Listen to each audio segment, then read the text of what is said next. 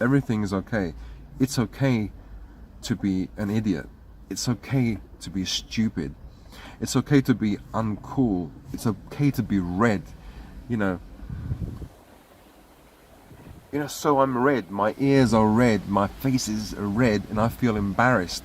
So people know that I'm embarrassed. Okay, so what?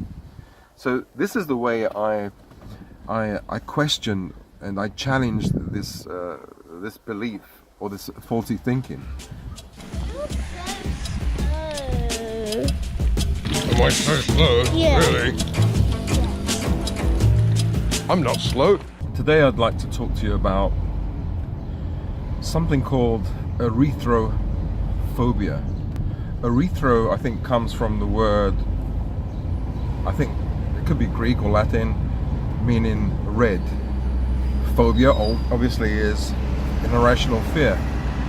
So erythrophobia is the fear of becoming red, the fear of blushing. It's a really terrible phobia. It's an easy one to avoid.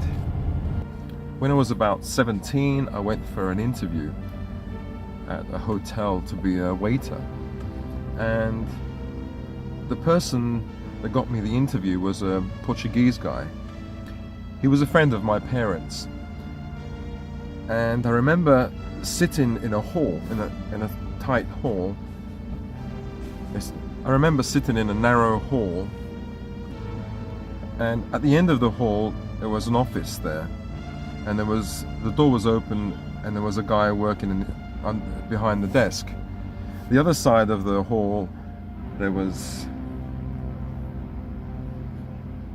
I'm not sure if it was a kitchen or a large room, and then there was an office where I had to go and do the interview.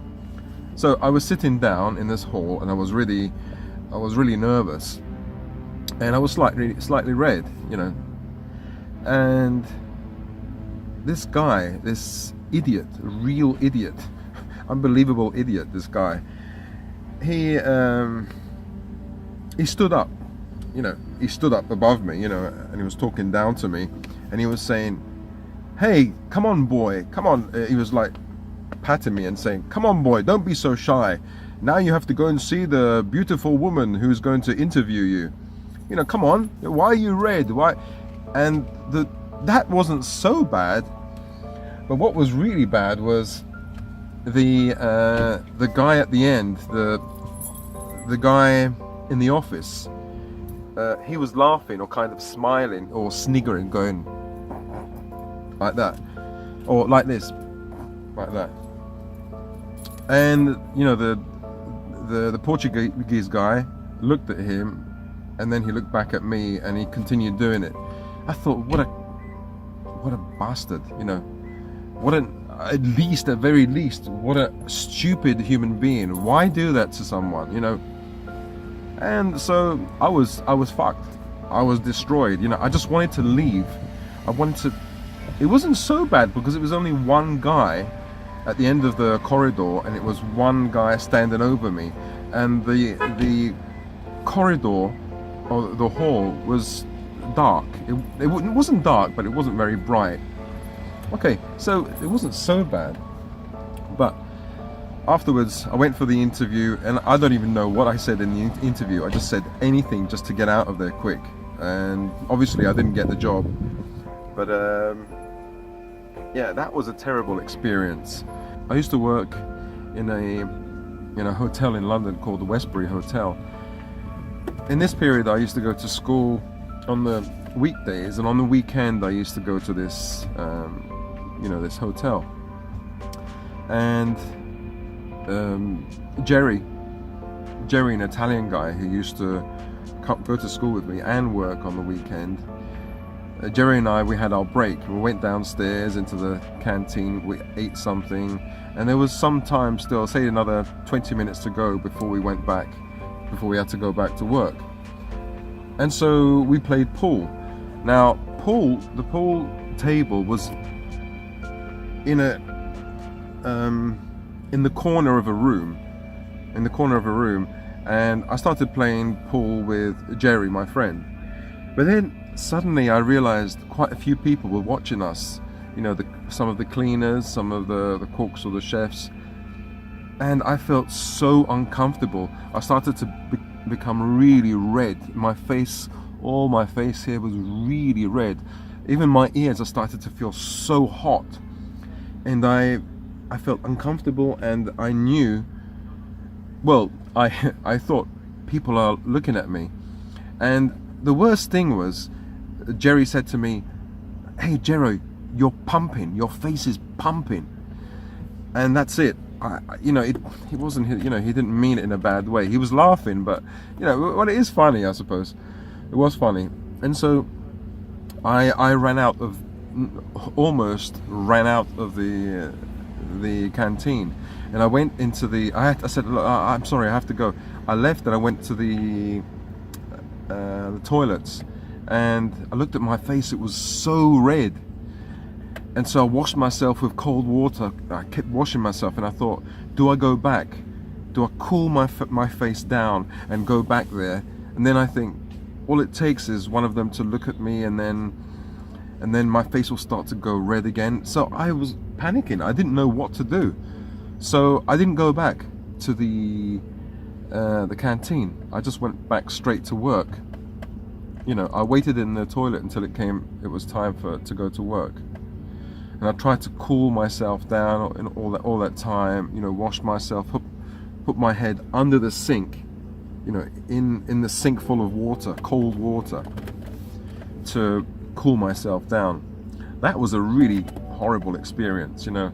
And these traumatic events, they stick into your mind. You know, each of them on its own was a traumatic event. I felt so bad, you know, so embarrassed, so terrible. Another time, when I was, I think, about 13, I think 13 or 14, I did a funny caricature on a blackboard, and it looked like a black man. It was just a funny thing, you know, and most of my black friends, they found it really funny. And whilst the teacher was out, and this teacher was a strict, horrible teacher. And she came in. When she came in, she said, "Who did that drawing on the blackboard?" And then the kids pointed at me, and she said, "That's racist." And I felt, you know, I was on the spot. I felt suddenly everybody was looking at me, and most of the kids are black. You know, a few white kids, but mostly black. Let's say 60 or 70% were black. And I felt so embarrassed. I felt so ashamed, embarrassed. I'm not, you know, the center of attention. And I felt, oh, I'm guilty. I did something really wrong, you know. And the stupid woman, she just, you know, pointed at me and said, "This is racist." Oh man. Luckily, a black girl said, "No, it's not racist. This doesn't look like me." You know, some of the black kids, the boys, were saying, "You're racist. We're going to get you later, after the class." But you know, just joking. They were just joking. They didn't mean it. You know. But that was a horrible situation where suddenly I became the center of attention, and I panicked, and I did become a little bit red. Not so much, but it was the first time that my heart really beated fast, and I felt anxiety. Suddenly a massive amount of anxiety, and I didn't expect to. It was unexpected. I didn't feel it was going to come to me. It's like being attacked. Boom, you know. So that was another occasion. I was about 13 at that time. But yeah, anyway, there were a few occasions, you know, in my early teens where I felt, I suppose I decided this is not good. I thought I have to avoid situations where I could become the center of attention. So what happened? What happened at a certain point, my brain said, "Okay, this is too painful. So what are we going to do here? We're going to avoid any situation where I could be put on the spot, be the center of attention, and any situation where I could possibly blush. Okay, so this is what we're going to do, because this blushing thing is painful, and you know, we can't handle it. And you know, your brain is just trying to protect you. You know, your ego or whatever it is, it's just trying to protect you. It doesn't want you to feel pain. It doesn't want you to hurt. So, you know, it's a good thing. You know, it's like a mum or a dad that wants the best for you. It's just like an overprotective parent that wants the best for you.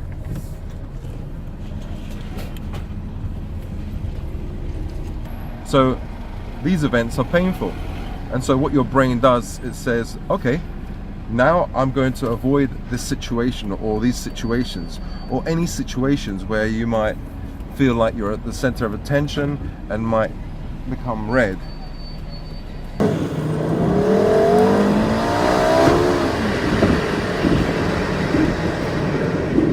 My brain reached a point where it said, okay, enough is enough. We have to start protecting ourselves. And so what happened was, I just avoided any situation that might make my face go red in public. So I avoided, first of all, what I did is I stopped going with my parents to their friends' houses, you know, because they used to take me along, and I used to sit on the sofa, and they'd ask me, oh, Gerald, what are you doing at school now? Oh, do you have a girlfriend? And, you know, and I'd get embarrassed, I'd become all red, and I feel really, you know, ashamed and stuff like that. So, yeah, so only when I was at school, there was,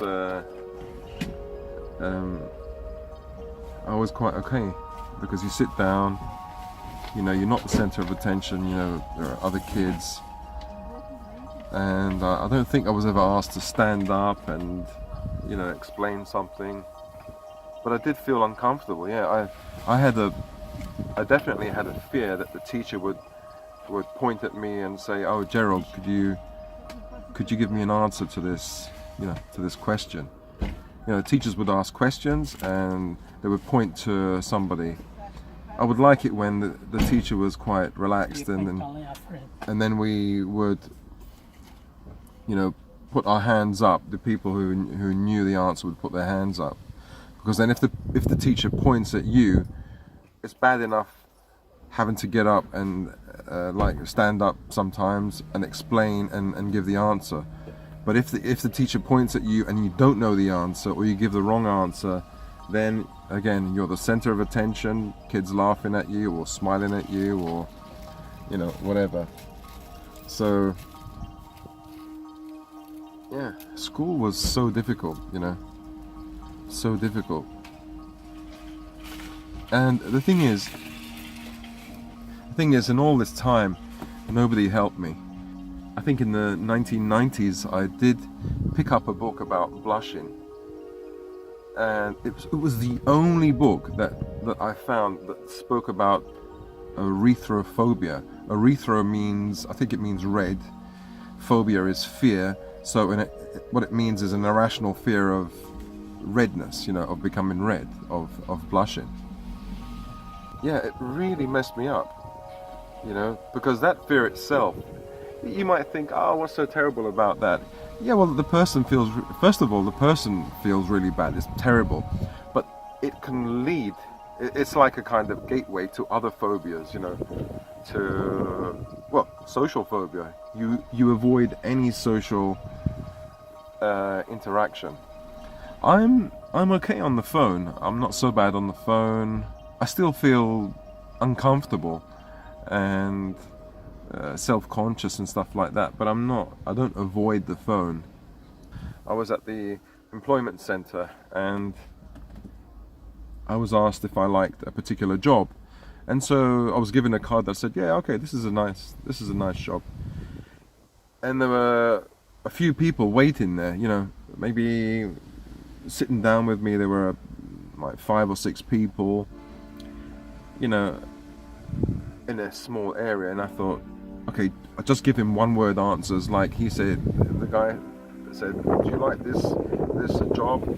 And I said, yeah, this is a nice job, you know. And I just shut up, you know. I thought that would be the end of the conversation. And what happened was, he phoned up the company and he gave the phone to me, and I had to speak in front of these people, and I didn't know what to say. I was stuck. I was, you know, and I thought, oh, what an idiot I am, you know. I didn't know what to say. When the person answered the phone, I was stuck. I was stuck. I didn't know what to do, what to say, and I knew these people were looking at me, and I just made it. I just mumbled my way through. I said, I'm looking for a job. I didn't expect him to give me the phone, and then boom, I'd be the center of attention. That was another traumatic event. You know, I suppose you can say, well, you got through all these events. Yeah, I did get through all these events, but it was as if someone was killing me. Someone was attacking me and beating me up, you know. Nobody actually beat me up. I beat myself up, you know, by my faulty thinking. You know, my thinking was wrong. And nobody was there to help me. You know, no doctors helped me. No family helped me. There was no internet. I couldn't find any books. So I thought I was screwed, completely screwed. I thought, wow, what happens if one day I want to get married and I wouldn't be able to stand in a church in front of so many people and, you know, get married? You know,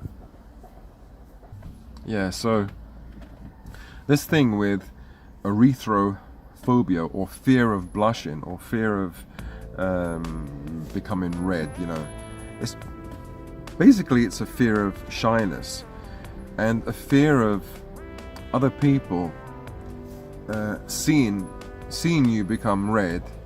It's the way I had it explained to me in the 1990s when I did I think 5 CBT, cognitive behavioral therapy sessions, and after that I bought 2 or 3 books on the subject, a few books anyway.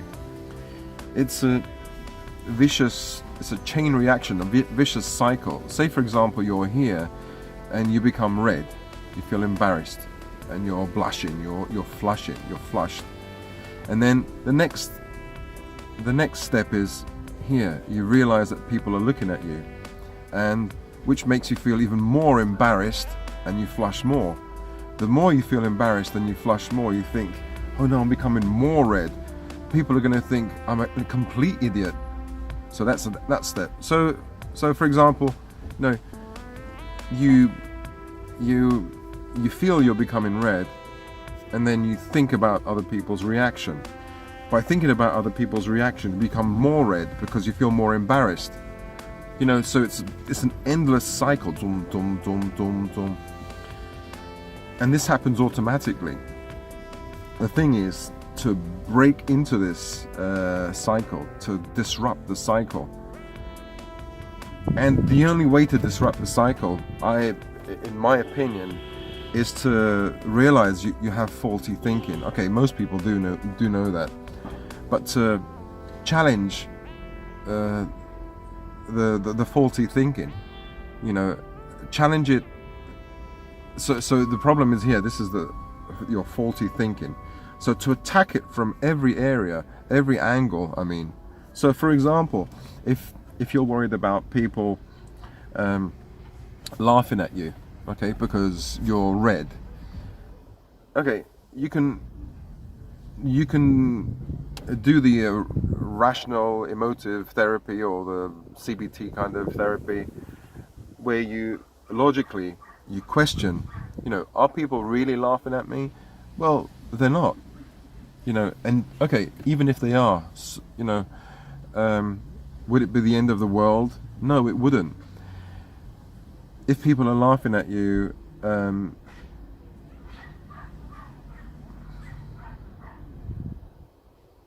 you know, how would it affect you in your life? You just feel a little bit embarrassed now, you'll never see them again. You know, so you try and logically question this or challenge this faulty thinking. And then you can go to an extreme and say, so what? So what? If somebody's looking at me and laughing at me, so what? I've given them value. I've made them laugh. That's great, you know. And then you can say to yourself, you can also say to yourself, okay, I am an idiot. I'm stupid because I'm a red. And so what? So you can talk to that part of you, the ego, your brain that wants to protect you. You can talk to it and say, okay, ego, you know, everything is okay. It's okay to be an idiot. It's okay to be stupid. It's okay to be uncool. It's okay to be red, you know. You know, so I'm red. My ears are red. My face is red, and I feel embarrassed. So people know that I'm embarrassed. Okay, so what? So this is the way I question and I challenge this belief or this faulty thinking.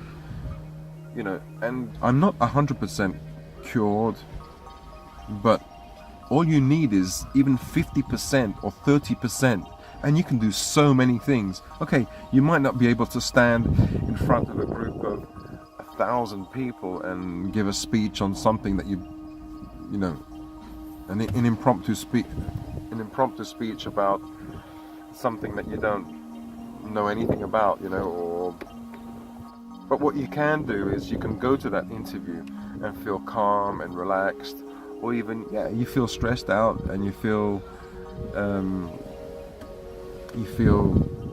shy, but you get on with it. You know, it doesn't really stop you in your life. It doesn't stop you doing the things that you really want to do. You know, if you can reach that level where you feel shy and you feel uncomfortable about becoming red, you know,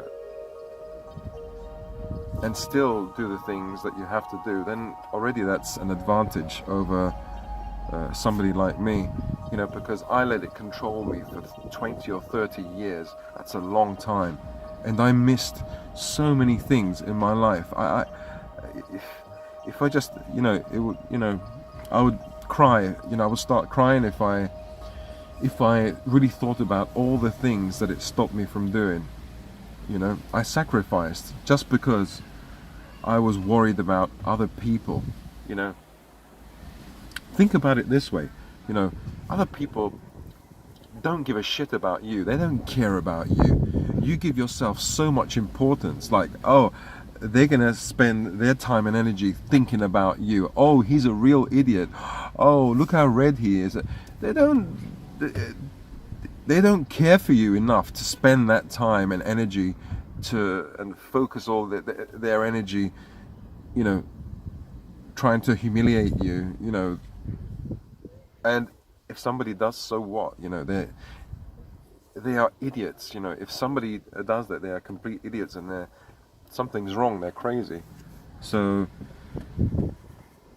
what can you do when you meet people like that? You know, they're an exception. They are rare. You know, what I wanted to say was,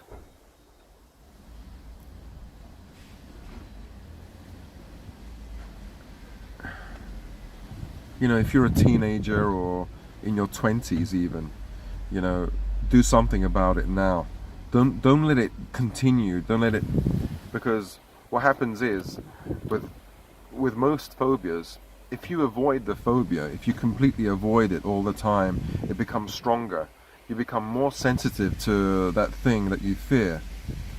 So, for example, if it's spiders, if you completely avoid spiders, if you think, oh, it's okay, I can avoid spiders, why do I have to desensitize myself? You know, and then when you see a spider, you start panicking, you start sweating, you can't breathe properly, you know. But if you put a spider in your hand every day, you played with spiders, you know, and you had a definite plan to desensitize yourself to spiders or whatever you fear. You know, if it's eating in public, you know, if you desensitize yourself slowly, then after, you know, 6 months or a year or whatever, then you might not be completely cured, but you might be 70% better. And that 70% means that you can eat in a crowded place and without fear of people watching you, and become normal, because normally people don't even care or don't even think that somebody might be watching them. They just mind their own business and they talk to their friend and focus or concentrate on what they're saying to this person or what this other person is saying to them. So it does pay to, you know, work on yourself and confront your fears, you know. And there's another thing that, you know, I was thinking about is comfort zone expansion, you know. And I remember once I wrote down on a piece of paper a little circle, and this is where I was in this circle, and then a second circle, and these are the things that I slightly fear, and then a larger circle, these are the things that I really fear, and a huge circle here, and these are the things that I probably would never want to do. Now, I was in the center there, and obviously the idea of expanding your comfort zone is to go slightly up into this section. But I realized that, or I had a thought that once you move into, say, zone 1 is your safe zone, and zone 5 is really danger, you know, you're really afraid. Once you move into zone 2, you can do all the things that this zone 2, I thought was, once you move out of this zone 1 and can do even one of these things in zone 2, then you can do other things that you were afraid of in zone 2 in different areas of your life that are kind of similar. So by expanding your comfort zone, you don't expand this way, you expand this way. So you become confident in other areas. So you holistically expand. So I think that's quite a cool idea, something that I thought about, and something that I just wanted to say to you. You know, maybe next time I can do a video where I explain my thoughts or my ideas more. But as for myself, I still have, you know, social phobia or social anxiety. I think it's just part of me. You know, I'm a very sensitive, very shy person, you know, and it's who we are. But to let the shyness become a phobia and become social anxiety, and let this social anxiety become so powerful where you don't live anymore, you just exist. You hide in your bedroom, you don't go out, you know that's terrible, you know. You might think, if you're young, if you're 15 or 16 or even 20, you might think, it's okay, I can stay in my room and watch YouTube, and I can play games, you know. What do I need to go out for? I can order a pizza. I can even ask a girl to come and see me. I don't want to go outside. And in fact, that's what I did. When I was 19, I had a girlfriend. She was about 16. Well, anyway, she used to come to my house when she was supposed to go at school. She used to come to my house when she was supposed to go to school. And the reason why we broke up is because I never took her anywhere, you know. And the reason why I broke up with another girlfriend when I was 17, my first girlfriend, was because I never took her anywhere. You know, she was bored, you know. So even when I was 17, from the age of, 14 to 17 it started, I was quite shy. I didn't like to go to places. I didn't like to go to the disco or parties or anywhere, you know. So it affected my love life or my relationships when I was a kid as well. So don't let it happen to you. You know, just think about what I said. Some of the things that I said. You know, if 1 or 2 points can help you, then you know I'm happy. I'm sorry if I rambled on and I didn't actually explain things properly. But I think, you know, these are just my first few videos. So next time I'll just write them down. I put bullet points and actually I'll just write down bullet points and then try to explain things more clearly. You know, instead of a conversational type of video. I hope you liked the video. So, to sum up what I've been trying to say, to sum up my message, I want to say that you can do it. You know, it can be beaten. Erythrophobia can be beaten. And, you know, some people might say, well, you didn't beat it. How can you tell people that it can be beaten? You know, from the point of credibility, how can you say it can be beaten and yet you haven't beaten it? Now, yes, I haven't beaten it 100%, but I'm definitely a lot better now than when I was in my 20s, my 30s, and maybe my 40s even. You know, and what you have to understand is that you don't have to beat this thing or recover 100%. Even if you recover 50% or 30 or 20%, it's going to make a massive improvement in your life. I think I've recovered 60 or 70%. There are so many things that I can do now that I couldn't do before, and yet my biggest fear I still can't do. So I would say, okay, I'm not 100% healed or cured, but possibly 60 or 70%, and that's a massive difference.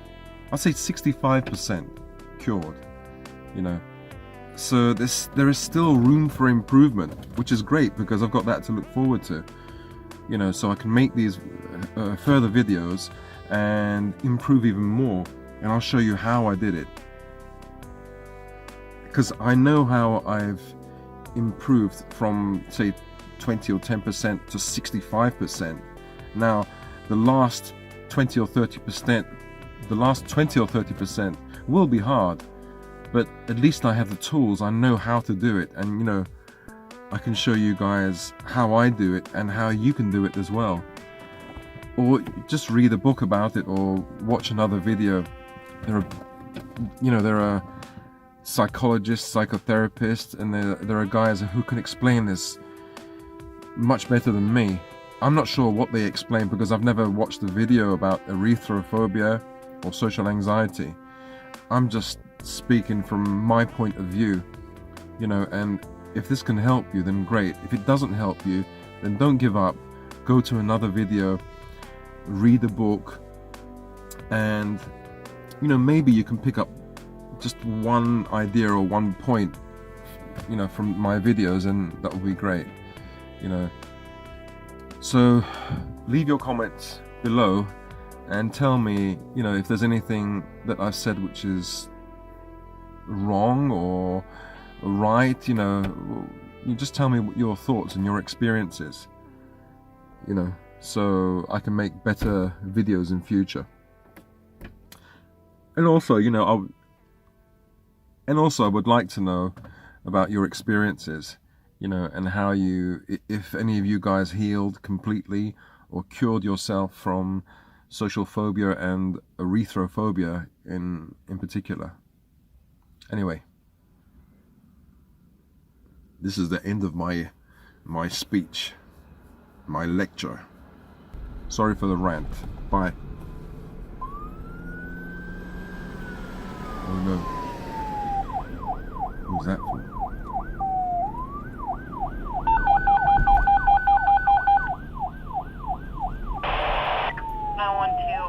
75-year-old male back pain. It's 211 Silver Hollow Road between Lane Road and Crosspatch Road. Repeating, 75-year-old male back pain. It's 211